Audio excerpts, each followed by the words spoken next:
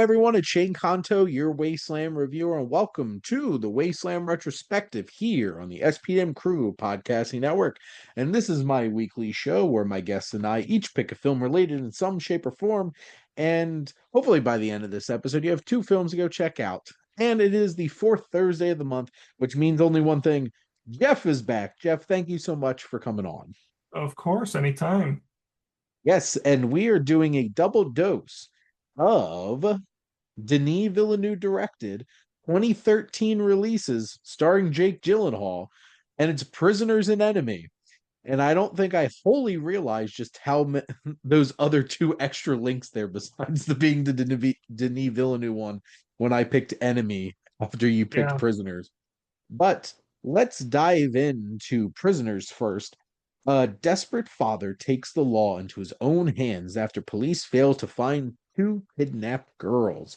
And this is indeed directed by Denis Villeneuve, starring Hugh Jackman, Jake Gyllenhaal, Viola Davis, Maria Bello, Terrence Howard, Melissa Leo, Paul Dano, uh, David Desmalkian. So, there's a lot. They actually got a really significant cast for this movie and a sprawling 2.5 hour psychological thriller. But Jeff, what are your general thoughts on Prisoners? So this is I want to say my second time watching it. And the first time I watched it, I really liked it. Hmm. This time I watched it, I think I loved it. Like Hmm.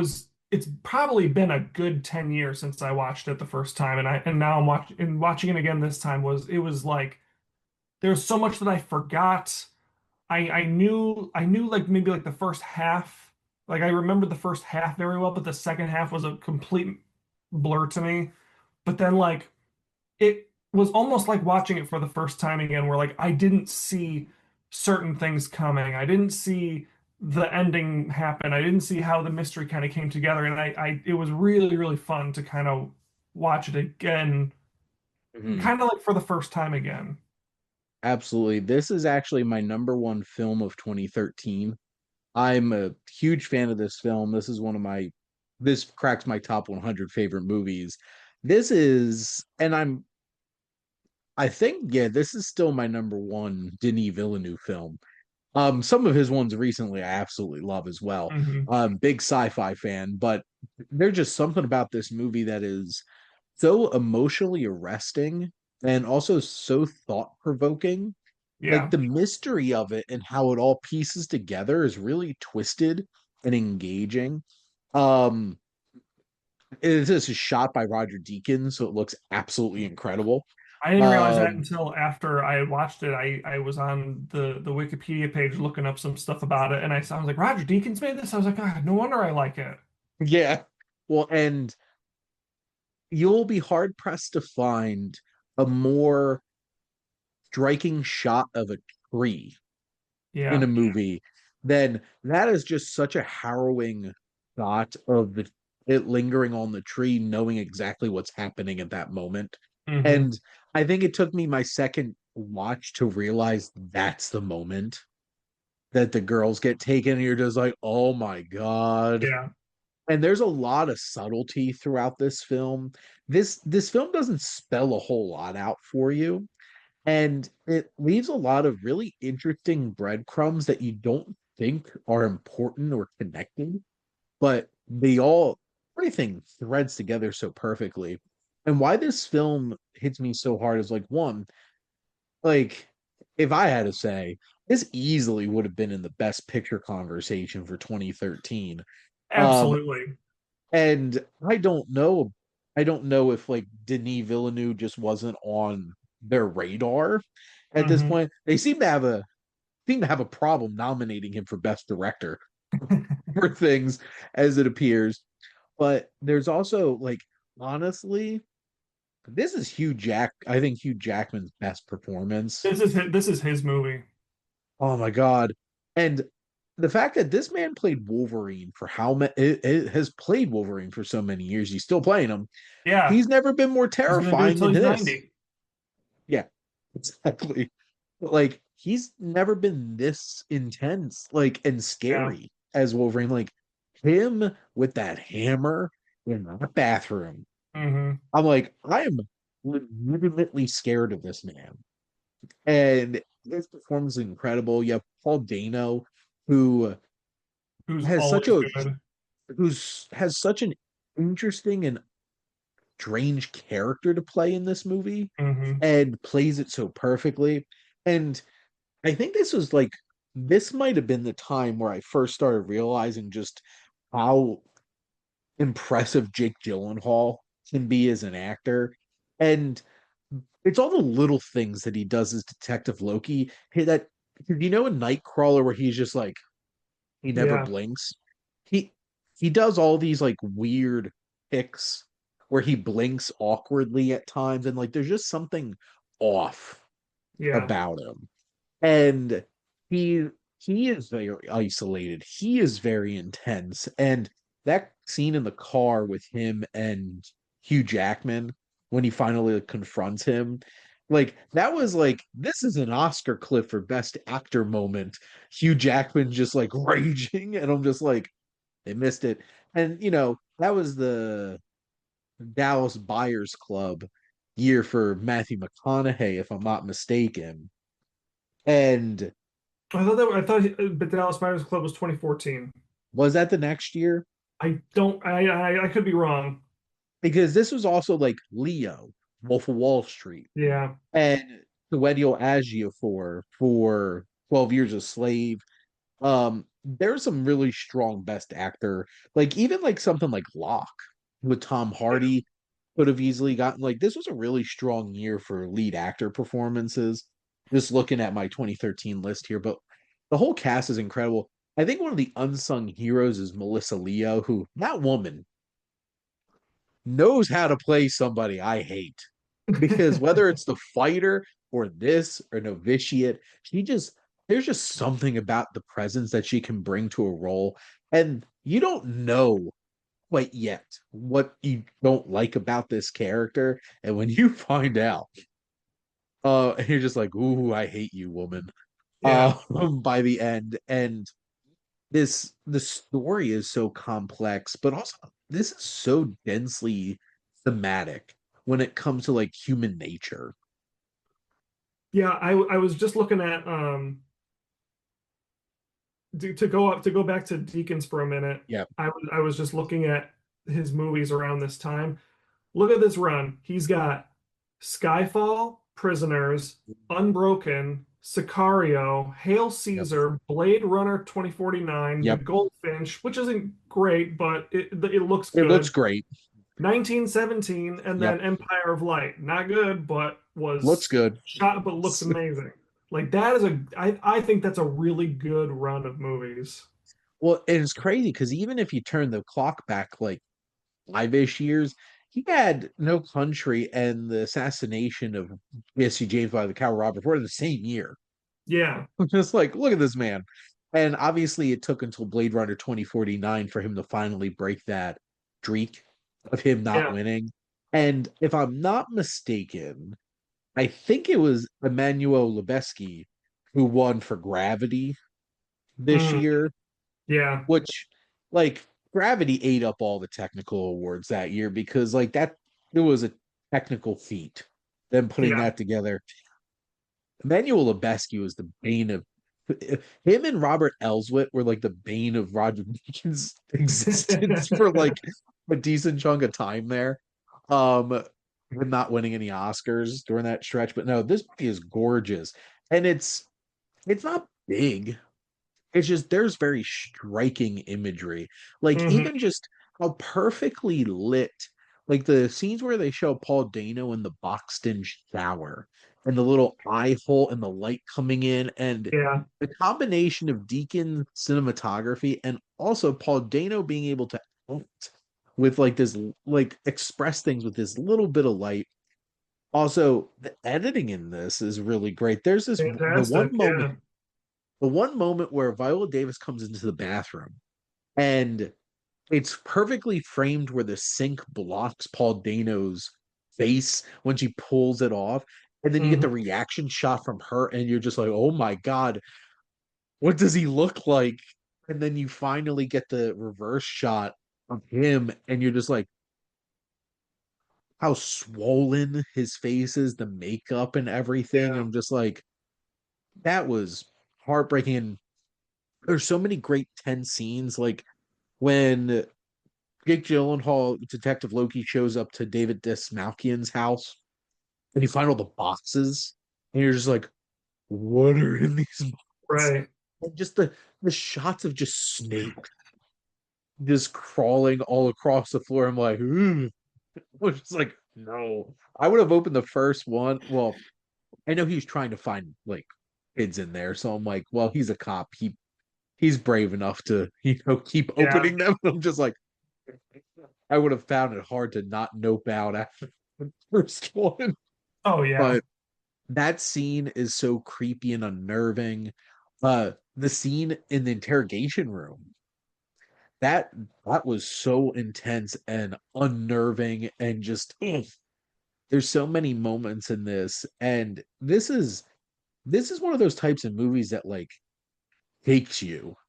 And Yeah. by the end, you're just like, oh, how do I feel about humanity? Because this is like Cormac McCarthy level nihilism at things, especially with like the motivation of Hmm. why all of this happened. And you're just like, damn, that's Well, dark. kind of want to talk about nihilism, like the people, like the individual at the end of the movie who did do it, like they were on their whole, on their own little nihilistic journey as well. Yeah.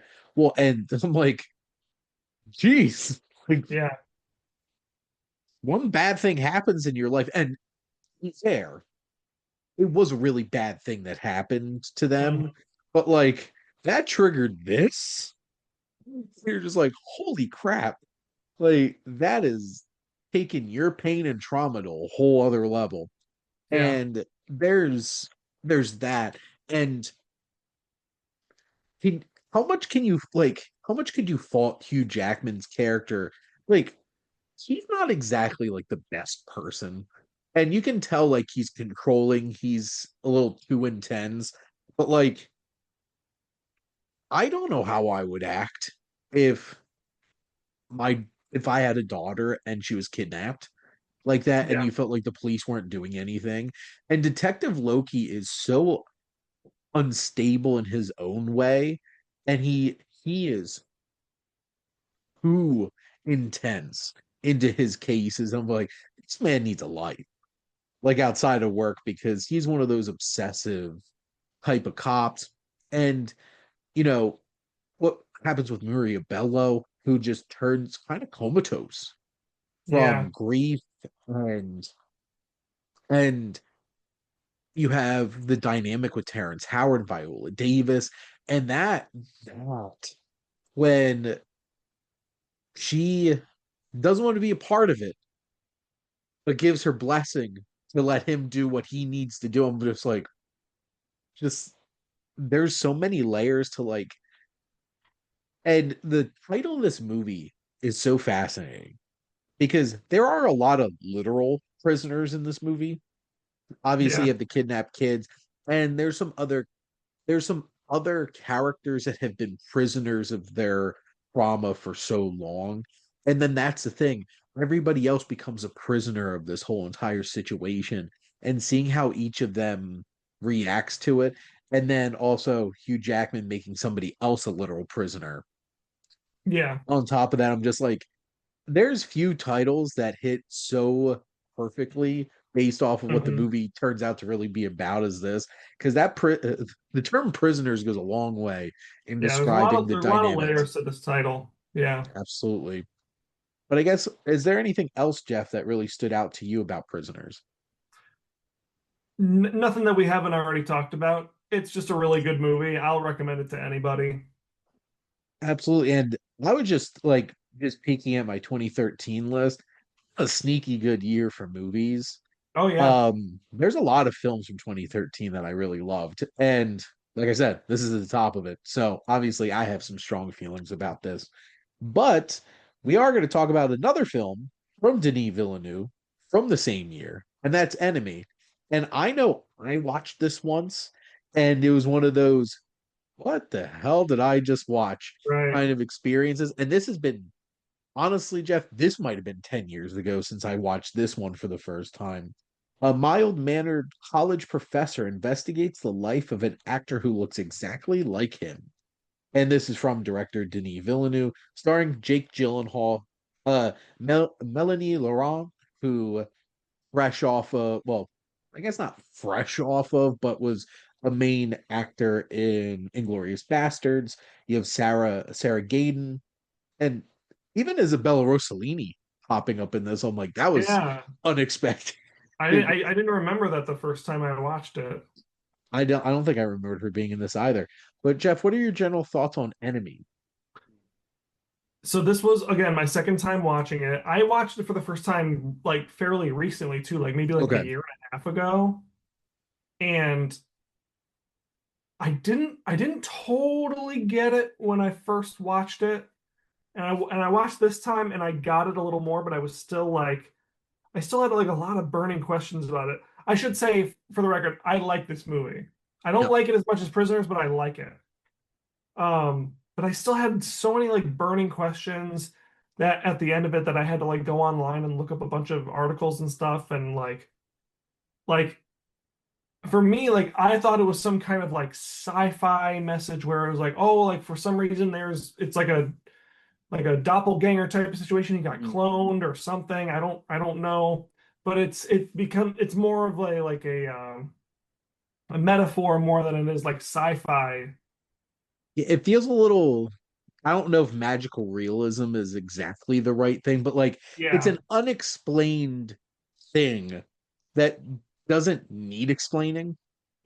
Like it's right, one of those types of things that is just like that's not the point. The point of the movie is not to give you a concrete answer to why there's two Jake Gyllenhaals right. here. The point is what it's saying about this person or these people along the way. And I actually, so I think the first time I watched it, I wasn't prepared for this, and I'm not how much sure how much I liked it, nor how much my brain was ready to like grapple with it. Mm-hmm. I did like this a lot more this time. And on top of Same. that, I really avoided trying to look up articles because something in my brain started going at the end. And I'm like, I want to see where my brain goes with this. Um, and I have some interesting thoughts, which we'll certainly get to the tarantula. Um, the like we'll get to the final shot of the movie. I feel like we'll get to that. But one, this is a really interesting and engaging looking film. There's something like oddly dreamlike about Yeah, it. And I think it's one, the color tinting of it, and there's something slightly hazy about it. And then you have these like flashes of imagery of this like mysterious club kind of yeah, thing that also feels like, is this some kind of like fever dream? And I'm not saying this is full blown Lynchian. It's I think it's a little bit more accessible than like a Mulholland Drive that might take you 5 times to watch it to like start really grappling with it. But it is that type of movie where I feel like you need to watch this a couple of times to sure. like really piece things out and try to wrap your head around some of the themes and ideas. Because like obviously it's you have Jake Gyllenhaal who plays Adam and Anthony, these two characters that are very different, Mm-hmm. have very different personalities. One you gravitate to a lot easier, this very mild mannered college professor, and he has his relationship, and the other version of him has his relationship, and you have the two women with Laurent and Gaden that fit into this. And I'll have to say that probably the thing that stood out to me most in this film was there's something about that dynamic between Adam's the college professor, right? Yes. Okay.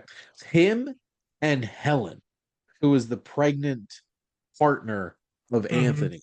There was something about their dynamic that was very interesting to me. And it felt like Helen being a character processing, or as a character processing, okay, I have this man in my life, I'm going to have his child, but here comes this other version of him who is like softer and more Yeah. tender and nicer. And like, it kind of felt like she found a relief in his existence. Yeah.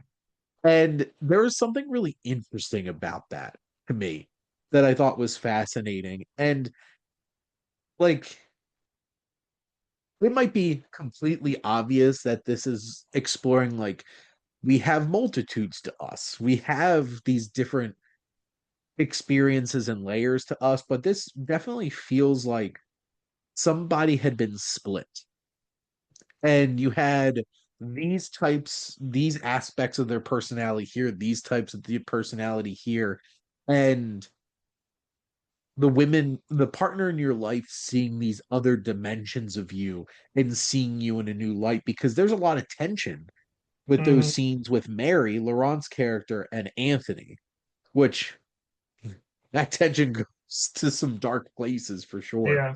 But those are some of the things that really stood out to me about the film that really resonated.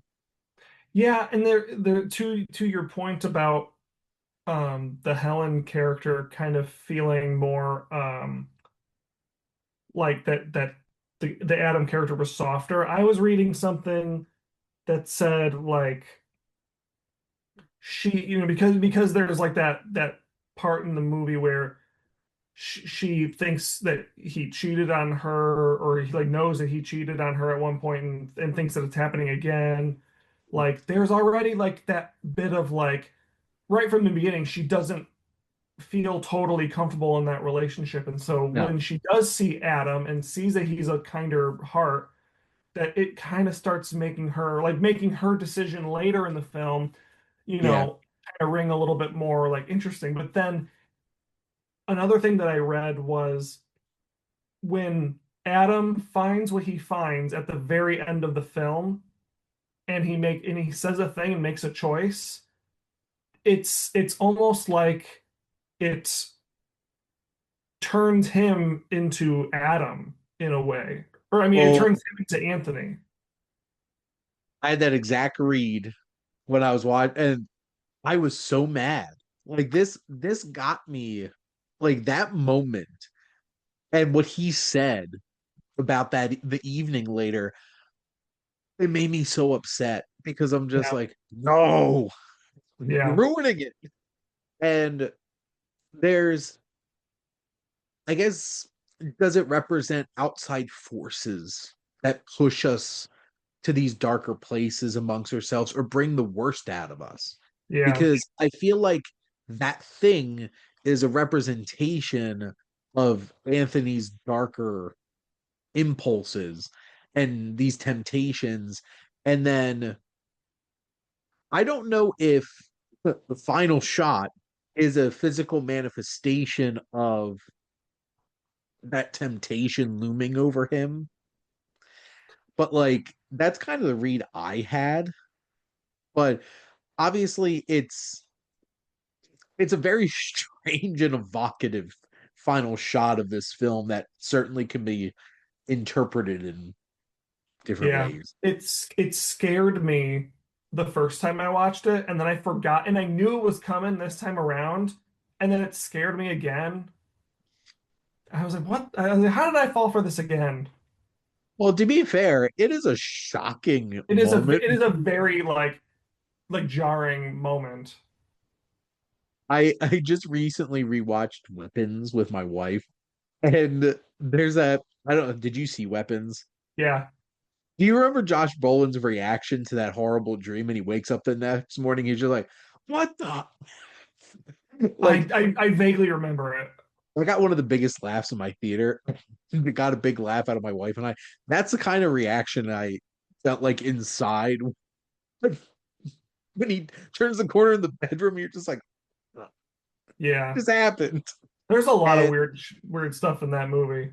yes, well, and this like the it's very interesting that what happens with Anthony and Marion. Also, how horrible of a person Anthony is to propose what he proposes Yeah. to Adam. And that was that moment where Mary realizes something and about who she thinks is Adam, but is Anthony. And you're just like, oh no.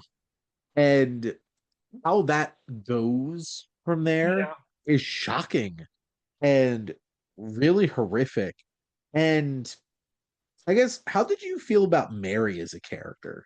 Because, like, I felt a ton of sympathy for Helen and Yeah. really bought into her as a character.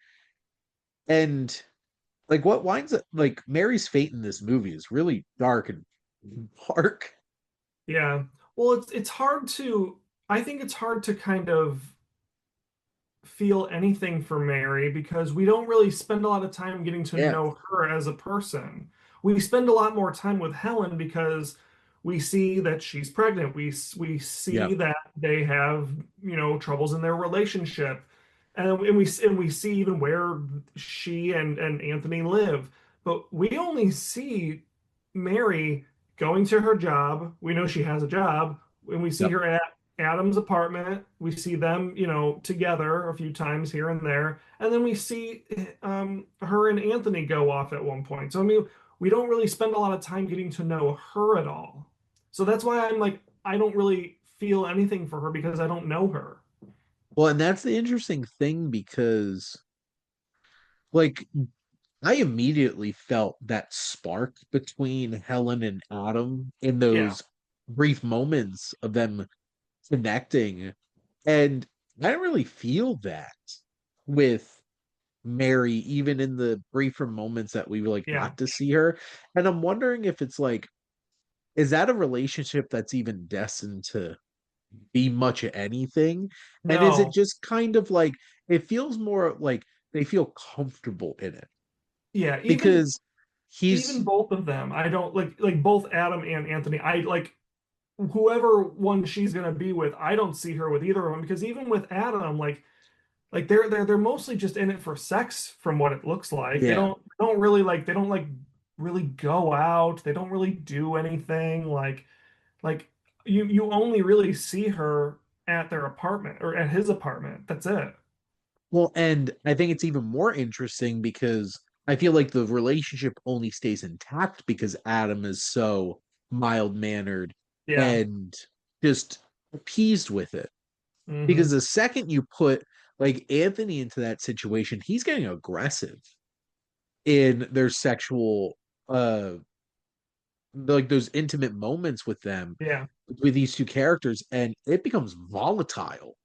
And you're really wondering, it's like because sensibly it feels like Adam and Anthony are like a splitting Yeah. of one person.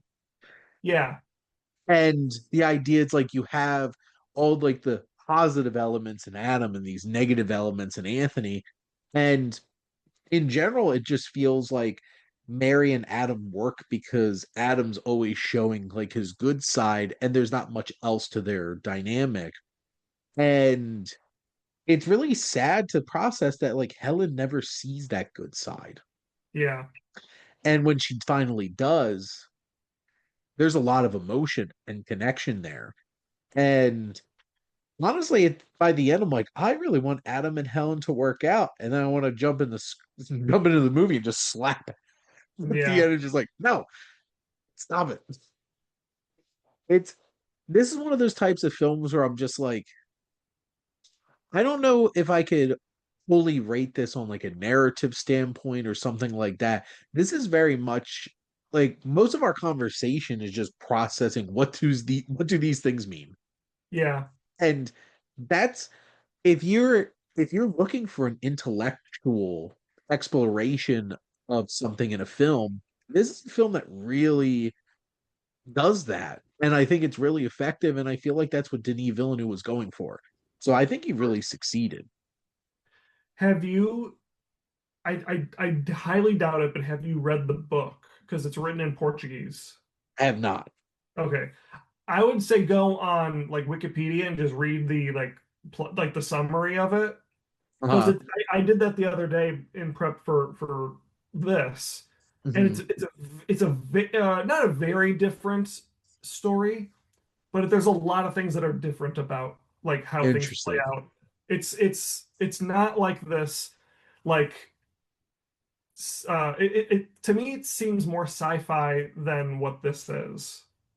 You know what? I feel like Denis Villeneuve took this idea and stripped it down Yeah, and really leaned into the philosophical and metaphorical absolutely. aspects of it. And it's very interesting because this might seem like a weird comparison.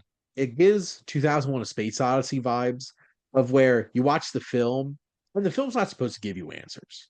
Yeah, Like the film's supposed to make you think and explore.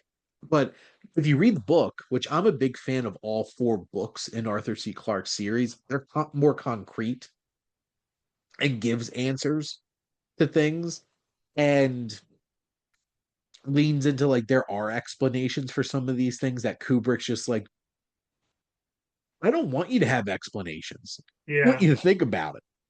And this is also why this film gives me the same vibes of like both Denis Villeneuve and Christopher Nolan definitely have a lot of Kubrick vibes. yeah, And this movie really feels like eyes wide shut kind of experience where it's just like, this movie's really not here to give you answers. Like this is here to make you think and right. feel weird and feel gross. So, but no, this is pretty because I know I made the comparison to David Lynch. I feel like it's more like you could definitely tell Denis Villeneuve and Christopher Nolan both have a lot of Kubrick influences, and this definitely feels like Denis Villeneuve leaning into that. Well, I'm going to try to make you think and process things, and I'm not trying to give you an explanation of any of this. You need to Yeah. find that yourself. So, but I guess, I'd love to yeah, see Jeff. like a I'd love to see like a My Dinner with Andre, but with Denis Villeneuve and Christopher Nolan. I would sit and watch that for 2 hours. I would watch it for 2 hours. Oh man, Hell, I'd buy him dinner just to do that. nice. I would love, how they do like the directors on directors and all that Yeah, stuff. that would, yeah, I They was just gonna say something similar to that too. That would be cool. they need to get the two of them together. And Yeah. Jeff, this seems like the perfect year because if the Odyssey and Doom Part 3 wind up both getting a bunch of attention by the end of the year, Oh yeah. make it happen. I can see that. 100%. Maybe Denis Villeneuve will actually get nominated for Best Director this time. He I'm might. just I'm just really hoping that Dune, like, I'm not trying to put any bad juju on this. I'm just really hoping that it doesn't pull a Wicked for good and realizing the source material wasn't as strong. Oh And, yeah. but like, because from what I understand, Dune Messiah is a very different kind of story than the original Dune book. But Yeah. I have faith in Denis Villeneuve to do something special with it. Yeah, I'm when it because I loved the first two so much. I'm not like turned off by because I have no knowledge of the source material, so I'm literally going into it just knowing whatever it was with the first two movies. So Yeah. I'm in no matter what. December 18th. And Yeah. as we were recording, we just got the trailer this week, that teaser. So got me thinking, but no, Denis Villeneuve has come. It's so interesting because he makes the leap. What is it, Sicario to Arrival? I feel like's the big like. Okay, we're gonna get loftier in the Yeah. types of stories I'm gonna tell, and he has not come down from Arrival. Like Arrival to Blade Runner 2049 and all these Dune films are just like full Yeah. blown sci-fi, and I'm not complaining about it I'm because not it's some complaining of the about it best. either. He's kind of like my him and Nolan are kind of like my go-to like sci-fi director guys, you know? Well, and what Arrival came out 10 years ago at this point, right? So it's for the past 10 years, Denis Villeneuve's been making like peak science fiction. So it's pretty great. Yeah. But Jeff, any other final thoughts on Enemy? No, it's a hard movie to really recommend, but if you're like a good like if you're really into like film and you like Yeah. kind of delving more into like just like very experimental, not experimental, but like very like different than the norm type movies, this is definitely one to watch. It'll make you think. Yes, this is not the type of film I would recommend to my mom. No, not Have my mom exactly. watch. No, Yeah, but it's not for moms. fun side story. My mom did actually try to sit down and watch Prisoners with me one time, and she had to nope out because That one I would recommend. My mom likes a lot of like movies that I like too. So like I think and she likes a good mystery, so I think she would like Prisoners a lot. I think the issue was the parent trauma Yeah. kicked in too hard for my mom. As somebody who doesn't have kids, that didn't hit close to home. My mother, who obviously has kids, it hit, and she's like, I think she really appreciated it, but like, I think it Yeah. was a little too much just how distressing a lot of that thematically is. But Yeah. great film for sure. But Jeff, thank you as always for coming on and chat movies with me. Of course, anytime. And next week, yes, we'll be back because it'll be the first Thursday of the month, and we're going to be talking about Heat and Collateral. Just you wait. You're going to get a lot of Al Pacino impressions from me on that recording, and my wife's going to love it. She's going to be sitting right next to me as I'm screaming Al Pacino lines. But and then next month we're going to do a couple of up related films written by David Ayer. It's training day and end of watch for Jeff and I next month. But thank you all for listening. Make sure to like, comment, and share on this episode. What is your favorite Denis Villeneuve film? He's been doing this for over 20 years at this point, so he certainly has a filmography to explore at this point. Make sure to follow or subscribe wherever you listen to your podcast. The SPDM Crew Podcasting Network is ever expanding. So many great shows with all different types of interests, especially if you love movies. We've got plenty of those.